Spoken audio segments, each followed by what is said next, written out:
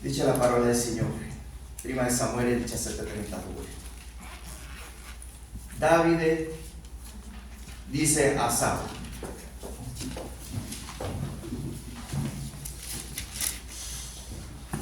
Davide dice a Saul, nessuno si perda di animo a causa di contuir, scusate. Il tuo servo andrà e si batterà con quel filisteo. Potevo accomodarci, fratelli, così. Tante volte, come dicevamo all'inizio, abbiamo letto tante volte la parola di Dio. Noi adesso, grazie al Signore, stiamo facendo come chiesa un discepolato che me l'hanno portato dell'Assemblea di Dio del Salvador, un discepolato che io sto imparando tanto, qualcosa basica, però quando noi leggiamo la parola del Signore, quando noi continuiamo a leggere, sempre troviamo qualcosa nuova. La parola sempre è lì, sempre qua, però noi magari un tempo la leggiamo diversa, quando il Signore mi ha dato questa parola e questo versetto 32, tutti conosciamo questa storia, fratelli. Vediamo come Golia sfida al popolo di Dio. E io non leggerò tanto di questo perché tutti sappiamo questo messaggio, questo testo. Però una cosa che mi ha lasciato, diciamo, perplesso o sorpreso, io stavo leggendo un po' sopra la biografia, diciamolo così, di Golia. E mi ha colpito tanto perché questo era un uomo guerriero della sua giovinezza. Lui è stato preparato come guerriero, scusate, e è stato vedendo un po' per curiosità la misura e tutto questo, e lui arrivava a 3 metri di altezza, fratelli. Un gigante che mi sa che adesso vedere un uomo così in questo tempo faceva paura. Io nella chiesa abbiamo un fratello, un ragazzo giovane ancora, e lui neanche arriva a 2 metri, però è alto, e quando tutti stiamo in piedi è l'unico che si fa vedere perché è alto. Mio figlio, le ringrazio al Signore perché mio figlio è un pochettino più alto di me, e quando sono con lui mi sento sicuro perché lui è alto, più alto di me, e dico, per vedere qualcuno di 3 metri, Signore, come sarà? Che cosa, come rimaniamo a vedere? Poi dice che tutto lo che lui portava, tutte le sue, arrivava a un peso di 60 a 70 kg. Era un guerriero che portava, noi magari portiamo pacchi da 5, 7, 10 kg e facciamo un po' di fatica. E pensiamo a questo uomo che portava 60-70 kg solo nella sua armatura, fratelli. Questo era un po' di tutto lo che io stavo leggendo di confronto a Golia, però Davide, un giovane pastorello, che in quel tempo lì diceva che l'altezza era più o meno da 1,52 m, 1,70 m. Davide era la metà di questo uomo, è un ragazzo, un pastore. Quanti di noi qualcuna volta abbiamo dovuto affrontare un gigante, fratelli? Quanti di noi oggi stiamo per affrontare o stiamo affrontando? Mettiamole noi il nome a quel gigante che noi dobbiamo battere nel nome di Gesù. Davide non era un uomo di guerra, i suoi fratelli sì, però lui era un giovane guidato dallo Spirito di Dio. Quello che noi dobbiamo cercare. Io solo dirò questo della biografia di loro due perché vediamo il confronto di loro due. Uno 3 metri e l'altro 1,5 metri, diciamolo così, la metà. Uno guerriero della sua giovinezza e l'altro un pastore di pecore, senza sapere di guerra. Però lui era l'uomo chiamato per il Signore per difendere un popolo. Noi che siamo qua, fratelli, siamo chiamati per difendere la nostra famiglia, il nostro popolo. Io ringrazio il Signore perché la nostra comunità abbiamo tanti giovani, tanti sono cresciuti con noi da quando abbiamo iniziato. E noi preghiamo sempre per i giovani, preghiamo sempre per i bambini, perché questi tempi che stiamo vivendo adesso sono loro più attaccati per tutto quello che si sta vedendo in questa società, fratelli. Noi, grazie al Signore, abbiamo fatto già una vita, abbiamo saputo cosa abbiamo lottato tanto. Adesso dobbiamo lottare anche per loro. Noi dobbiamo essere quel Davide che deve andare avanti alla guerra. Non lo so, magari tu stai affrontando, ho sentito tanti per la preghiera, anche noi abbiamo tanti bisogni per tutte le preghiere. Quello possono rappresentare il gigante che noi dobbiamo affrontare, fratelli, le malattie, le solitudini, tanta solitudine in questo paese. Stiamo vedendo tutto questo tutto questo parla di guerre, tutto lo che la società adesso, le mode, tutto questo, fratelli. Questo devono essere giganti che noi dobbiamo affrontare nel nome di Gesù. Dobbiamo imparare a Davide per vincere cosa ha fatto lui. Dice la parola del Signore sempre in 1 Samuele 17, del 38 al 40, dice la parola del Signore. Saul riviste a Davide della sua armatura e le mise sul capo un elmo di rame e le fece indossare una corazza. Poi Davide si mise la spada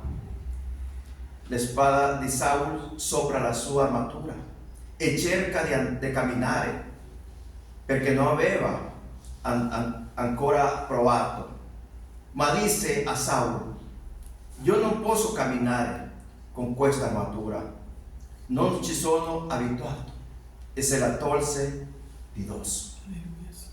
Vediamo, non era preparato per questo.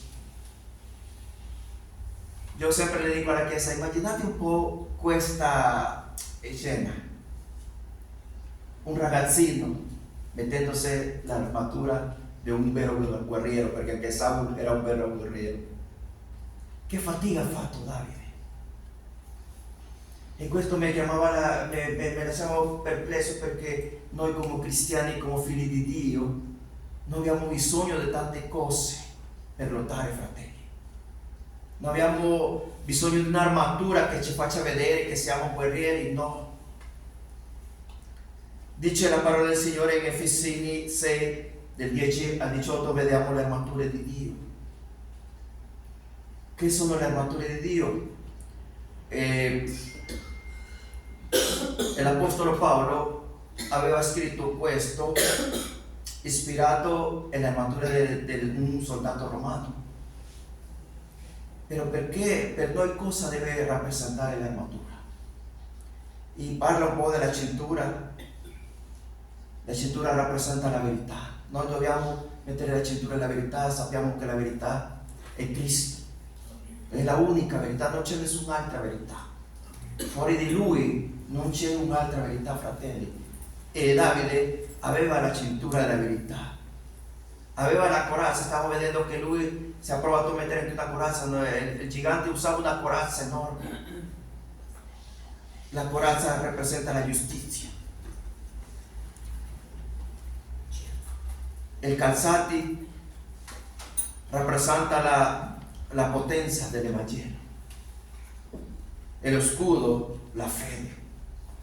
Davide non aveva bisogno di portare tutta questa armatura, perché lui aveva già con lui tutto questo, il elmo della salvezza, la spada dello Spirito. Noi dobbiamo, fratelli, a fare nostra questa armatura tutti i giorni. Noi prima, quando abbiamo iniziato la comunità, tutte le mattine prima di iniziare il servizio, tutti noi che serviamo nella chiesa facciamo un cerchio e sempre preghiamo con l'armatura di Dio. Noi le diciamo al nostro figlio, alla nostra figlia, prima di uscire da casa dobbiamo pregare, mettere la nostra vita nella mano del Signore, perché è l'unico che ci proteggerà. Davide era sicuro che lui non aveva bisogno di quell'armatura, perché lui aveva l'armatura del Signore con lui. Amen. Lui era un giovane, era un pastore che aveva il timore di Dio, aveva la fiducia in Dio. Noi possiamo confrontare o affrontare il gigante, fratelli, quando noi siamo rivestiti con l'armatura di Dio. Come dice la sua parola, senza di Lui nulla possiamo fare. Io quando ho iniziato a leggere tutti questi versetti, quando io mi sono innamorato del Signore, ho iniziato a dire: Signore, io tutta questa parola la voglio essere mia. Voglio sempre stare con la tua armatura. Ci sono abituato, quando io esco da casa, sempre metto le sue mani, la mano del Signore ai miei figli. Magari loro ancora dormono, magari mia moglie, e il Signore mi lascia nelle tue mani. Un giorno ho avuto non lo so, ha tremato la terra qua a Milano, il mio figlio ancora era piccolo, e mi ha detto: papà, mi sono spaventato, cosa devo fare se succede la prossima volta? Amore, tu solo devi pregare, mettete sotto il tavolo, basta, non c'è niente da fare, solo devi pregare che sia il Signore a curarti quel momento. E noi come fratelli, noi come figli di Dio, come credenti fratelli, noi dobbiamo essere abituati a metterci l'armatura di Dio. Se vogliamo non solo affrontare, sino vincere a quel gigante. E Davide sapeva che questa armatura era la più potente. Dice anche la parola del Signore che Davide, fratelli, dice sempre prima Samuele 17, 40-41, dice la parola del Signore: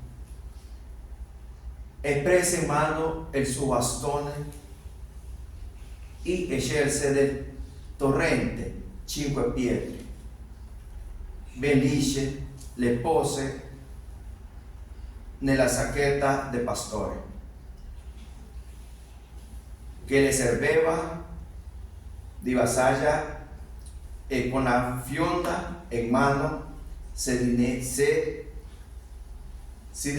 contro il Filisteo. Questa è un'altra cosa che a me mi piace della parola del Signore. Il Signore sempre userà cose semplici, fratelli,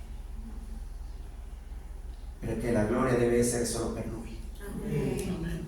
Io questo l'ho imparato. Io quando sono chiamato io non sapevo niente, facevo fatica, anche se adesso leggo la Bibbia in italiano faccio fatica, la nostra che in spagnolo faceva che fatica, fratelli. Però ho capito che il Signore sempre userà le cose semplici. Io per quello ringrazio il Signore. 5 pietre. Che cosa significheranno 5 pietre per noi? No, non voglio spada, non voglio scudo, voglio le mie 5 pietre. Una cosa bellissima, fratelli. Perché il Signore, quando ti porta alla guerra, è Lui che va a fronte di te. È Lui che ti cura, è Lui che ci cura. Io stavo leggendo un po' perché a me mi piace, adesso che io mi sono innamorato del Signore, quando io mi sono innamorato del Signore e inizio a preparare questi messaggi, io voglio studiare tutto, perché sempre sono fratelli alla fine che mi dicono: e questo cosa vuol dire? A me mi piace questo. Adesso che avevo il discepolato io devo studiare tanto, perché sono anche ragazzi giovani, e sempre alla fine hanno qualcosa da chiedere. Io dicevo: Signore, cosa possono significare queste 5 pietre? Cosa possono significare? Io ho letto tanti studi biblici, tanti servi di Dio con queste 5 pietre, e sono uno studio che a me mi ha colpito e mi ha lasciato, e questo lo voglio condividere con voi. Qua la parola di Dio non dice cosa rappresenta le 5 pietre. Io anche questo lo dico alla nostra chiesa: non chiedetemi perché qua non lo dice. Però io in questo studio stavo vedendo che il fratello, il pastore, diceva: magari queste 5 pietre potevano rappresentare per Davide la fede che lui aveva nel Signore. potevano rappresentare anche la fiducia che Davide aveva in Dio. La prima poteva rappresentare la fede, la seconda la fiducia che Davide aveva nel Signore. Perché se lui non aveva fiducia nel Signore, non immagino che lui diceva: sì, vado io al fronte a difendere il popolo. Dice anche che poteva rappresentare la terza pietra e il coraggio che l'Eterno le aveva dato a Davide. Perché ricordiamoci, fratelli, che se noi non preghiamo al Signore, che se noi non abbiamo un tempo con il Signore, sarà difficile che il Signore ci risponda. Tante volte diciamo: perché io non ho ricevuto una risposta del Signore, non ho avuto ancora una risposta del Signore? Io le dico ai fratelli: semplicemente perché noi lo cerchiamo. Quanto tempo hai tu in preghiera con il Signore? Quanto tempo hai tu con la sua parola? Perché così sarà difficile avere una risposta, fratelli, se noi non abbiamo quel tempo come il Signore. Dobbiamo fare il tempo. Abbiamo tempo per lavorare, grazie al Signore per quelli che abbiamo un lavoro. Io ringrazio il Signore per il mio lavoro. Io ringrazio il Signore perché sono al fronte di una comunità, ringrazio il Signore, però devo cercare anche il tempo per stare con Lui. Amen. Noi purtroppo sempre cerchiamo o facciamo il tempo per altre cose, per le cose del Signore, per passare il tempo con il Signore, tante volte facciamo poco. Tante volte anche quando lo dico, perché quando io prima di servire il Signore, la famiglia di mia moglie, diciamo, è la seconda e la terza famiglia più grande qua a Milano, in Lombardia. Si conto 20 persone con la mano e sono pochi. Allora noi prima di servire il Signore eravamo già cristiani, frequentiamo una chiesa, però non abbiamo, per dire così, diciamolo così, un carico. Allora ci chiamavano: c'è una festa di compleanno, andiamo. E lì alziamo anche il nostro figlio alle 6 del mattino, andiamo al fiume, fratelli, stiamo tutti i giorni lì, dopo mettiamo l'acqua lì a scaldare un po' e così le facciamo la doccia a lui, così quando andiamo a casa lui solo andava a dormire. Abbiamo fatto tanto tempo così. E adesso con mia moglie che serviamo al Signore, quanto tempo abbiamo perso? Dovevamo fare fatica per alzarlo prima, ancora lui era piccolo, sto parlando 4, 5 anni, 3 anni, e noi lo alziamo presto, lo portiamo e dopo torniamo a casa quasi a mezzanotte. E noi tanti facciamo fatica anche stare una mezz'oretta con il Signore. Figuriamoci già un'oretta con il Signore. Avete letto la Bibbia? Chiediamo ogni tanto. No, perché mi addormento. Al primo versetto mi addormento, non al capitolo, al primo versetto. Immagino che Davide, ricordiamoci, fratelli, che la vita di un pastore, anche un pastore di pecore, non inizia come noi iniziamo ogni tanto alle 8 del mattino, alla 8 e mezza. Se non sbaglio, loro iniziavano alle 3 di notte a portare fuori le pecore, a curarlo tutto il giorno. Dopo, quando metteva l'alba, lo dovevamo portare a casa. Stavo parlando delle 10 di sera. Quante ore lui dedicava al suo lavoro. Però se il Signore lo ha scelto, perché lui aveva anche tempo per il Signore. Noi dobbiamo cercare di fare il tempo, fratelli, per se vogliamo che il Signore si incoraggi. Un'altra cosa che poteva rappresentare, diciamo, la quarta pietra, la ubbidienza di Davide con il Signore. Ricordiamoci che Davide ha preso questo coraggio perché lui aveva fiducia nel Signore. Lui era obbediente al Signore. Quanti di noi, fratelli, ci manca questo elemento per poter andare avanti, per servire al Signore, per affrontare il gigante. E un'altra cosa, leggendo tutti i salmi che ha scritto Davide, questo punto deve essere anche chiave, tutti i punti devono essere chiave per noi cristiani. La lode al Signore. Alleluia. Io ho studiato, fratelli, anche poesia nel mio paese. Doveva scrivere un libro quando il Signore mi ha portato a Italia, perché aveva un lavoro, stava finendo l'università. Di un giorno all'altro sono andato a Italia. Il mio libro è rimasto così, di poesie. E poi leggendo tutti i salmi ho detto, guarda, questa è una vera poesia al Signore. Cantare e cantare, ho detto mio figlio, questo è poesia pura, questa è proprio poesia. Mi immagino Davide come lodava il Signore, fratelli. Questo poteva rappresentare un'altra pietra, la lode del Signore. Quanti di noi lodiamo al Signore nel cuore? Quanti di noi? Alleluia, gloria, gloria. Quanti di noi? Quanti di noi viviamo quella che le stiamo cantando al Signore? Io quando mi sono innamorato del Signore ho iniziato a scegliere le lode. Poi sono venuto qua e ho iniziato a sentire le lode italiane. Io ringrazio il Signore per questa bella opportunità, per questa bella esperienza che sto ancora vivendo nel Signore. Lodare il Signore, fratelli. Io prima mi lamentavo tanto con il Signore. Però io adesso quando arrivo in chiesa, quando inizia di sera, quando c'è qualcosa, quando sono solo metto le lode e inizio. Ce l'ho le lode per pregare, ce l'ho le lode per studiare, sempre ce l'ho le lode.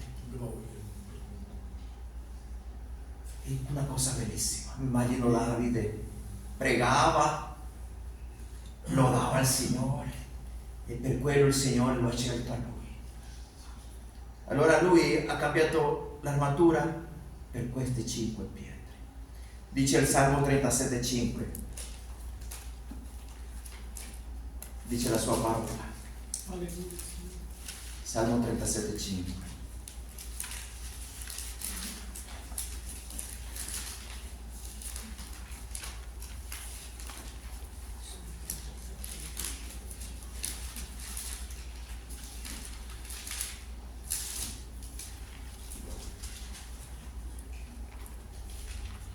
Rimette la tua sorte nell'Eterno, confida in Lui ed Egli opererà.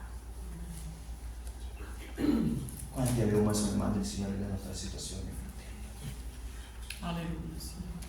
Quanti abbiamo messo nelle mani del Signore i nostri problemi? Quanti di noi abbiamo messo nelle mani del Signore le nostre malattie? Quando noi abbiamo fiducia nel Signore, il Signore, fratelli, prende mano alla situazione. Amen. Amen.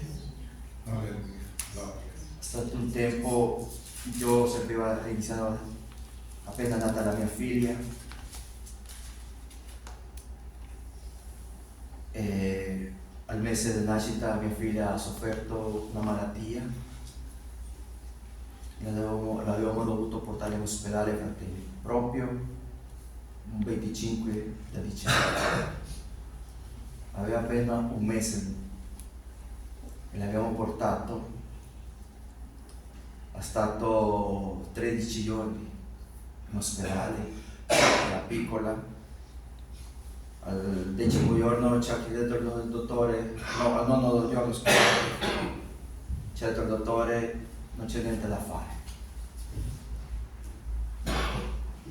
Quella domenica mia moglie curava sempre la mia figlia, quella domenica io dovevo finire il servizio, avere una riunione veloce con il responsabile e dopo andare a fare il cambio all'ospedale con mia moglie. È arrivato il fratello di un'altra chiesa e mi ha detto: fratello Edgar, il nostro pastore in ospedale, non abbiamo chi porta il messaggio,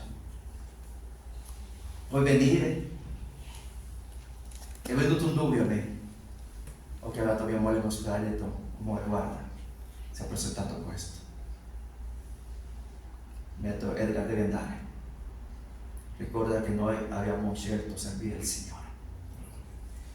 In una parola mi hanno detto, tu, il Signore ci ha detto, noi dobbiamo servire a Lui e Lui si preoccuperà per le nostre cose.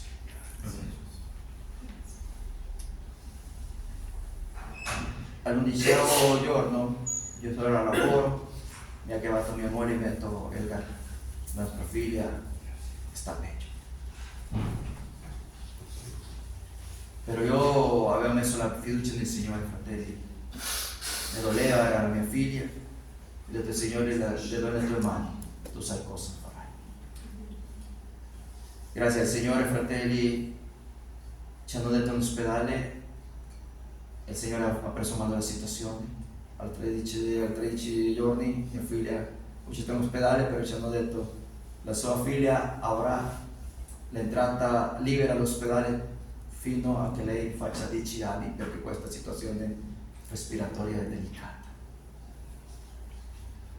Adesso mia figlia ha 10 anni, fratelli, però non ha più bisogno di andare all'ospedale per quella malattia. O mi sono ricordato che dovevo mettere tutto nelle mani del Signore. Anche se è difficile la situazione, anche se sia dura, però noi dobbiamo imparare a fidarci del Signore. E Davide faceva questo. Poi, sto finendo, prima Samuele 17:32, la terza cosa che ha fatto Davide, che le ha servito per affrontare questo gigante. La prima abbiamo detto che Davide, fratelli, non aveva bisogno dell'armatura perché lui aveva l'armatura di Dio con lui. Abbiamo detto anche che Davide aveva solo bisogno di 5 pietre. E qua le racconta la storia Davide a Saul quando Saul l'ho chiamato, perché ricordiamoci che era un piccolo pastore, un giovane pastore. Magari è stato visto male. E Davide e Saul magari con un dubbio ha detto, come mandare questo bambino, questo ragazzo alla guerra?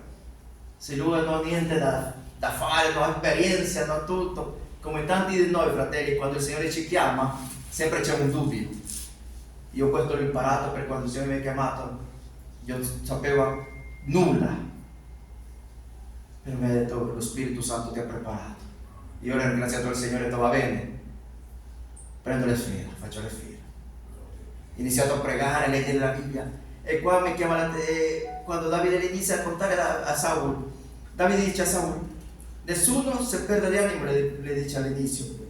Però nel 34 dice, Davide riposa a Saul, il tuo servo pescolava il gregge del suo padre, e quando un leone o un orso veniva a portare via una pecora del gregge, io le correvo dietro, lo colpivo, lo strappavo della fauce, la preda, e se quello si rivoltava contro, io lo afferravo per le mascelle, lo ferivo e lo ammazzavo. Se il tuo servo ha ucciso il leone e l'orso, e questo incirconciso filisteo sarà come uno di loro. Il Signore aveva preparato a Davide, fratelli. Il Signore ci ha preparato a ognuno di noi. Quando noi le diamo il nostro cuore al Signore, il Signore inizia a prepararci a ognuno di noi. Possiamo vedere leone, possiamo vedere orsi, però c'è uno più grande di noi, fratelli.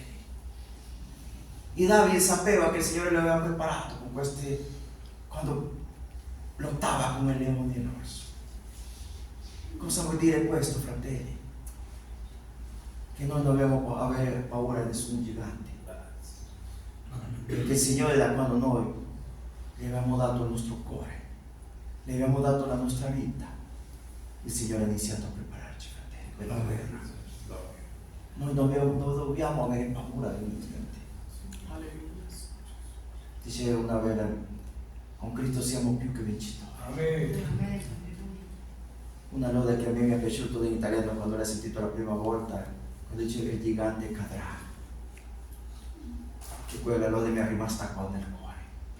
Che quando io ho qualcuna difficoltà, io metto quella lode e lodo al Signore del cuore. Perché io lo so che nel suo nome il gigante cadrà. Amen. E questo deve essere per noi, fratelli. Dobbiamo avere la fiducia, il Signore ci ha preparato. Ci ha preparato per una guerra, non una guerra semplice. Magari noi che siamo genitori, io ringrazio ancora il Signore perché mio figlio quasi farà 19 anni e ancora è con noi in chiesa. E lo che mi piace più è che quando noi non abbiamo servizio di giovani nella nostra chiesa, e c'è un'altra chiesa Adi, lui si dice io vado di là, io vado di qua, anche se dobbiamo andare a 10 di sera a prenderlo con mia moglie, andiamo di là. Però sappiamo, fratelli, che tanti di noi, i nostri figli, ancora non sono convertiti al Signore. E perché dobbiamo pregare per questo. Se noi stiamo qua, io sempre dico alla Chiesa, è perché il Signore vuole che noi siamo preparati per questa guerra. Non lasciamo che le onde, che l'orsi strappino dalla mano del Signore la nostra famiglia. Noi dobbiamo pregare per noi e per la nostra famiglia, fratelli. E finisce questa bella storia quando il Signore le dà la vittoria a Davide. Una di quelle 5 pietre ha servito per ammazzare il gigante. Una volta mi ha chiesto un ragazzo, fratello Dari, qual era la pietra che ha usato il Signore? Non lo so io, solo so che era una di quelle 5 pietre che il Signore ha usato per dare la vittoria a Davide. Fratelli, lottiamo per essere strumenti nella mano del Signore. Per più difficile che sia la situazione che stiamo vivendo, la situazione che stiamo vivendo con i nostri parenti, con la nostra famiglia, nella nostra società, fratelli, non ci stanchiamo di lottare. Il Signore le ha dato la vittoria a un ragazzo senza esperienze, senza il corpo di un guerriero, senza l'armatura di un guerriero. Era una persona, era un ragazzo che aveva la fiducia al 100% nel Signore, fratelli. Io questa mattina ti faccio l'invito a che quella fiducia non la perdiamo, fratelli. Anche se sia difficile la situazione, magari non abbiamo un lavoro, magari abbiamo una malattia, magari un caro nostro adesso sta male, però noi non dobbiamo perdere la fiducia nel Signore. Amen. Questo ragazzo non si è spaventato a vedere il gigante di 3 metri, perché la sua fiducia, fratelli, era nel Signore. Amen. E questa fiducia lo ha portato a una vittoria per un popolo, fratelli. Questo è importante. Ognuno di noi stiamo lottando per un popolo. Ognuno di noi è un guerriero scelto per difendere un popolo. E ringraziamo al Signore perché Lui ci ha preso del mondo, ci ha portato alla sua strada. Non perché siamo più di altri, è perché il Signore è così. E per quello noi dobbiamo ringraziare il Signore. E questo è il messaggio che il Signore mi ha dato. Dobbiamo pregare per quella fiducia continua, andare avanti. Non perdiamo la fiducia nel Signore. Cosa possono rappresentare le 5 pietre per te? Cara sorella, caro fratello, caro giovane, cosa possono rappresentare per te? Per me rappresentano questo che io ho detto, per me. E fino ad ora è andata bene, fratelli. Io invito, faccio l'invito a ognuno di noi a non perdere la fiducia in Signore. Che Signore benedica, cari fratelli.